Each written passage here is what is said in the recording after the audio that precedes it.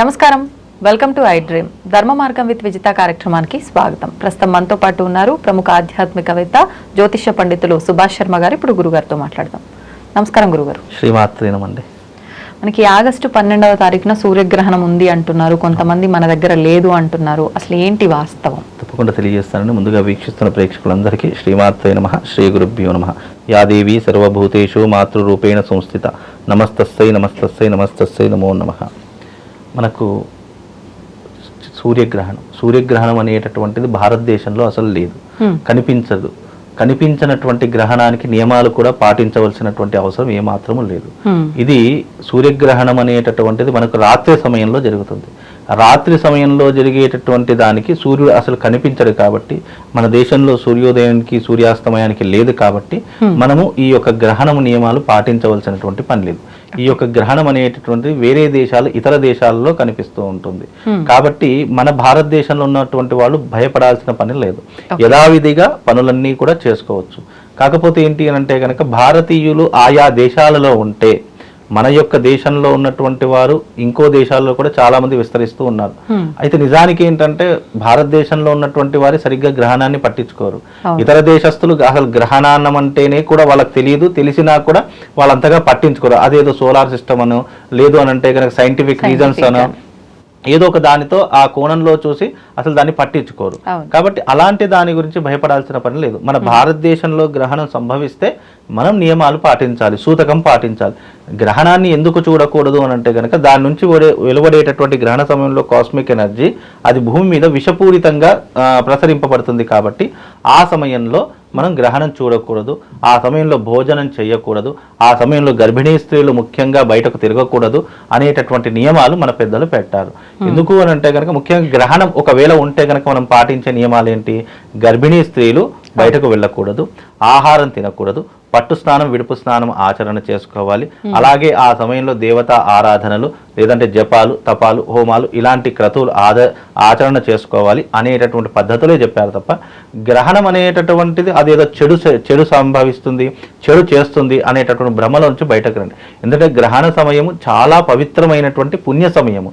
ఆ సమయం ఒక నిజంగానే వస్తే గనక ఆ సమయంలో మనం అనేక క్రతువులు ఆచరణ చేసుకోవచ్చు, అనేక రకములైనటువంటి పుణ్యాన్ని అందుకే ఆద్యంత పుణ్యకాలము అనేటటువంటి ఒక సమయం వస్తుంది. ఆ పుణ్యకాలం రోజున ఏం చేయాలి అంటే జప, తప, హోమాది క్రతువులు, అలాగే గంగా స్నాన విధి, సముద్ర స్నాన విధి ఇవి ఆచరణ చేసుకోవాలి అనేటటువంటివి ఆ గ్రహణ సమయంలో తప్పకుండా చేయాలి. అది ఎప్పుడు? ఆ గ్రహణ సమయంలో చేస్తే మనం మామూలు రోజులో చేసేదానికి ఈ గ్రహణ సమయంలో చేసేదానికి 1000 రెట్ల పుణ్యం కలుగుతుంది. అందులో ముఖ్యంగా గర్భిణీ స్త్రీల గురించి చెప్పారు ప్రస్తావన. ఎందుకు అని అంటే గనక గర్భస్థ శిశువు మీద ఆ కాస్మిక్ ఎనర్జీ గనక పడితే, నెగిటివ్ కిరణాలు గనక పడితే గర్భస్థ శిశువు అంగవైకల్యంతో పుట్టడము, లేదు అని అంటే గనక ఏదైనా చర్మ సంబంధితమైనటువంటి వ్యాధులతో పుట్టడము ఇలాంటివి జరుగుతాయి. కాబట్టి గర్భిణీ స్త్రీలు బయటకు రాకూడదు అని చెప్తారు. నిజంగానే మరి ఆ సూర్యగ్రహణానికి అంత పవర్ ఉందా అని అంటే మనం ఇప్పుడు కళ్ళతో చూస్తాను. సోలార్ సిస్టమ్ అంటే సూర్యుడి యొక్క కాంతి తరంగాల నుంచి మనం ఈ రోజున విద్యుత్ తరంగాలను తీసుకుంటాం, విద్యుత్ శక్తిని మనం చూస్తూ ఉన్నాము. అంటే సూర్యుడి యొక్క వేడి, సూర్యుడి యొక్క తాకిడి, సూర్యుడి నుంచి వెలువడేటటువంటి కాస్మిక్ ఎనర్జీ ఇవన్నీ కూడా ప్రాణవాయువు అని అంటారు.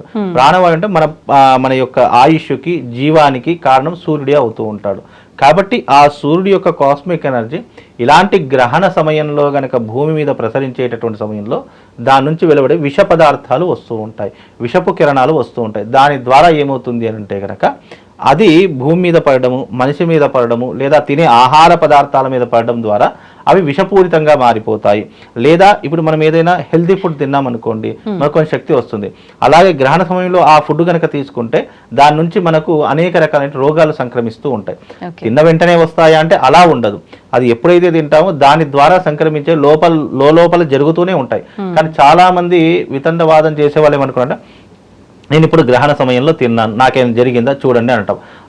ఎప్పటికప్పుడు గ్రహణ సమయంలో భోజనం చేస్తే దానివల్ల ప్రాణ నష్టమో ఇంకా ఏదో నష్టమో జరగదు. అవి లేనిపోని రోగాలను సృష్టిస్తూ ఉంటాయి. ఇప్పుడు మనం మామూలుగా రోజు చేసే భోజనానికి మామూలు ఆకలి వేసినప్పుడు చేసే భోజనానికి కాస్త వ్యత్యాసం ఉంటూ ఉంటుంది. అలాగే మనం రోజు చేసే భోజనానికి గ్రహణ సమయంలో చేసే భోజనానికి కూడా అదే రకమైనటువంటి వ్యత్యాసం ఉంటుంది. అందుకే భోజనాలు చేయకూడదు. పట్టు స్నానం, విడుపు స్నానం ఎందుకు అంటే సూర్యుడికి సూతకాలం అని ఉంటుంది. ఇప్పుడు మనం ఎవరైనా చనిపోతే ఎలాగైతే సూతకం పాటిస్తామో అలాగే సూర్యుడికి కూడా సూతకాలం అనేది ఉంటుంది. సూర్యుడు అనేటటువంటి వాడు ప్రపంచవ్యాప్తంగా అందరికీ వెలుగుని ప్రసాదించేవాడు. అలా సూతకాలం కాబట్టి భూమి మీద ఉండే ప్రతి ఒక్కరు పట్టు స్నానం, విడుపు స్నానం చేయడం వల్ల మనకు సూతకం ఉండదు అనేటటువంటిది మనం ముఖ్యంగా పాటిస్తాం. చేయకపోతే కలిగే నష్టాలు ఏంటండి? సూతకాలంలో ఇప్పుడు మామూలుగా మనము ఉదయం లేచిన వెంటనే స్నానం చేయాలి, లేదా మనం దేవాలయానికి వెళ్ళాలి. మనం స్నానం చేయకుండా దేవాలయానికి వెళ్ళాలి అని అంటే మన మనస్సు ఒప్పుకోదు ఫస్ట్ ఆఫ్ ఆల్. రెండో విషయం ఏంటంటే సూతకాలం అంటే అంటుముట్టు దోషాలతో ఉన్నటువంటిది. ఇప్పుడు మామూలుగా అంటుముట్టు అంటే ఏంటి అంటే చనిపోయిన వాళ్ళ ఇంట్లో ఉండేటటువంటిది ముట్టు. అలాగే ఎవరైనా బహిష్ట అయినప్పుడు అంటుముట్టు అనేది ఎలాగైతే ఉంటుందో అలాగే సూతకాలం అనేటటువంటిది కూడా సూతకము అంటే ఆ సమయంలో నిషిద్ధ కాలమైనటువంటి సమయం. ఆ సమయంలో మనం స్నానం చేయకుండా ఉంటే శరీరం అంతా కూడా స్కిన్ ఎలర్జీ రావడం. ఎందుకంటే ఆ కాస్మిక్ ఎనర్జీ నెగిటివ్ కిరణాలన్నీ కూడా మన మీద పడతాయి కాబట్టి ఆ నెగిటివ్ కిరణాలు పడినప్పుడు తప్పకుండా మనకు ఆ రోజు స్నానం చేయకపోతే ఆ వ్యక్తికి స్కిన్ అలర్జీ రావడము, లేదు అంటే ప్రాణాంతకములైనటువంటి ఏదైనా రోగాలు రావడం ఇలాంటివి ఎక్కువగా చెప్తారు. అందుకే ఆ రోజున గంగా స్నానము, సముద్ర స్నానము, కూప స్నానము ఇవి చేయమని చెప్తారు. అందుకే ఈ గ్రహణ కాలం అనేటటువంటి చాలా పవిత్రమైనటువంటి కాలం. దీనిని మనం పవిత్రంగా ఉపయోగించుకోవడానికి భగవంతుడు మనకు అందించినటువంటి కాలం. కాబట్టి ఇది భారతదేశంలో లేదు కాబట్టి దీనికి నియమాలు కూడా పాటించవలసిన పని ఏమాత్రం లేదు.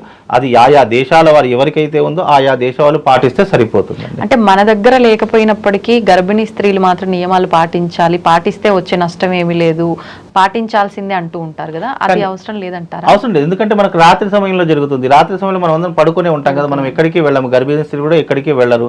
అలాగే సూర్యుడి యొక్క కిరణాలు కూడా మన దేశం మీద ప్రసరించవు. కాబట్టి మనము గ్రహణం లేనటువంటి సమయంలో మనం పాటించిన ప్రయోజనం ఏమీ లేదు. పాటించినా ప్రయోజనం లేదు, పాటించకపోయినా ప్రయోజనం లేదు. ఇప్పుడు ఒకవేళ గ్రహణము ఉంది అని అంటే కనుక దేవాలయాలని మూసివేయాలి. ఏ దేవాలయాలు కూడా ఆ రోజున మూసివేయరు. అలాగే ఆ రోజున యథావిధిగా భోజనాధికృతులన్నీ కూడా మార్చుకుంటాం. కానీ ఆ రోజున ఎలాంటి భోజనాధికృతులు మార్చుకోవాల్సిన పని లేదు. మనం రోజువారీగా ఈ అమావాస్య కూడా యథావిధిగా అదే రకమైనటువంటి పద్ధతితో చేసుకోవచ్చు అండి. ధన్యవాదాలండి. Shriman. And for more videos, please subscribe to iDream. Please subscribe to iDream. Please subscribe iDream. And please subscribe to iDream. For more videos, subscribe to iDream. please like, share and subscribe to the channel. Congratulations, iDream. Subscribe to iDream. Subscribe to iDream. So subscribe to iDream Media. iDream ki iDream team andarki huge congratulations. Please subscribe iDream Media. Please subscribe to iDream. Subscribe iDream. Please subscribe to iDream. iDream అంటే నా కళల channel subscribe చేసుకున్న నోరు తిరుగుతలేదు, మీరైతే గంట గుర్తు కొట్టండి. For more such videos, please subscribe to iDream.